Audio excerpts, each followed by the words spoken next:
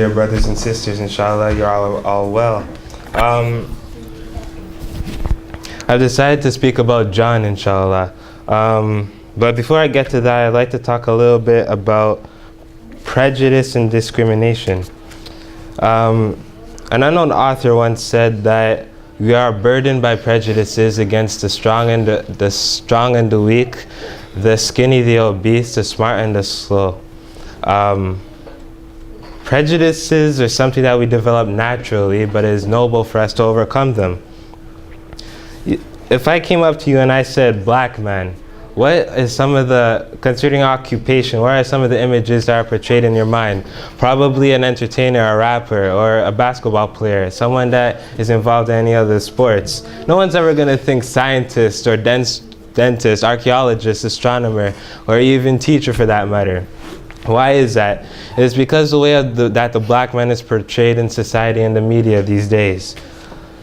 And a lot of people say that prejudices is something that we develop naturally, but that's something I'd have to disagree on, because when I was a child, I can never actually remember being prejudiced.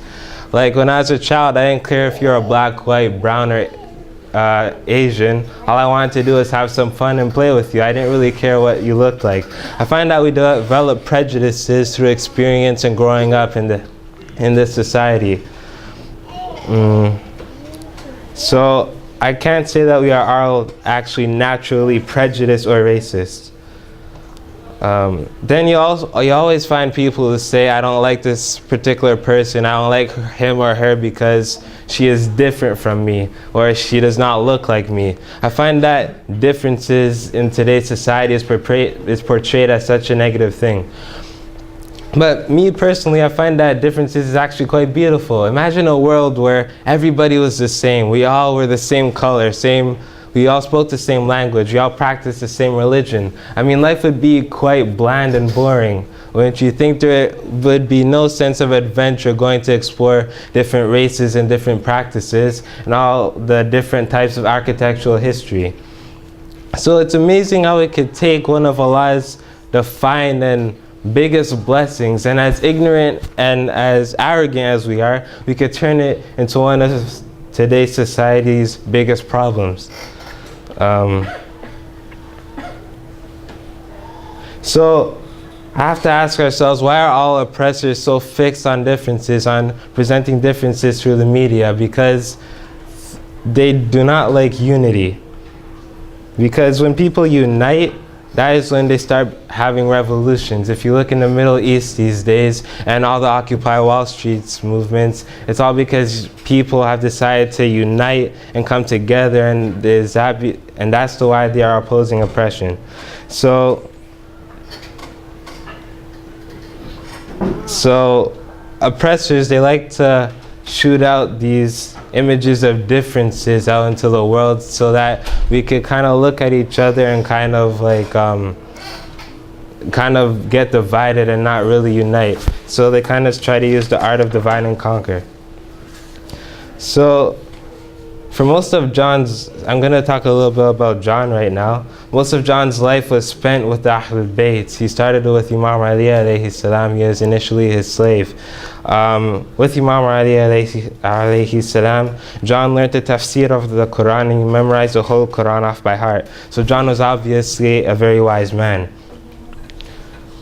Eventually, when Imam Ali alayhi salam died, John went on with Imam Hassan alayhi salam. And then after Imam Hassan, he went on to Imam Hussein. Once it was the day of Karbala, and it was John's turn to go up to Imam Hussein and ask if he can go and fight. Some sources will tell you that John asked Imam Hussein if it was okay for him to go and fight, even though he's a black man. And he asked if Imam Hussein didn't want his black blood mixing with his in the sands of Karbala. Now, I find this very hard to be true, because considering the knowledge that John had and his knowledge of Islam and what the Ahlul Bayt was all about, and the knowledge of the characterizations of Imam Hussein, I doubt that it ever crossed his mind that Imam Hussein would ever have any racism towards John, and that Imam Hussein would ever feel uncomfortable around John because of his color.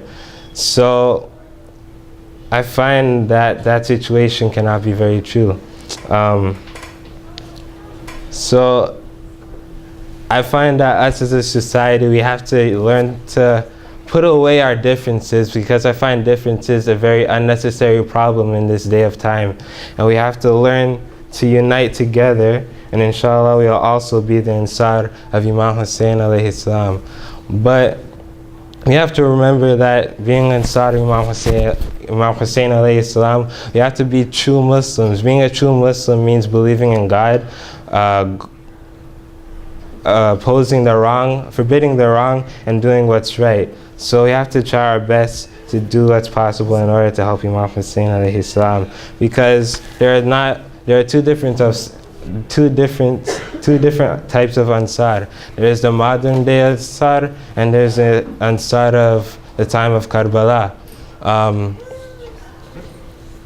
good example of Ansar of today's life is Malcolm X, for example. Malcolm X, he would always do what was right, and he would always do what he could to oppose oppression by any means necessary. Malcolm X, he would try always to oppose the tyrannies and everything like that. So in my book, if you tried to oppose oppression, you are then considered an Ansar of Imam Hussein.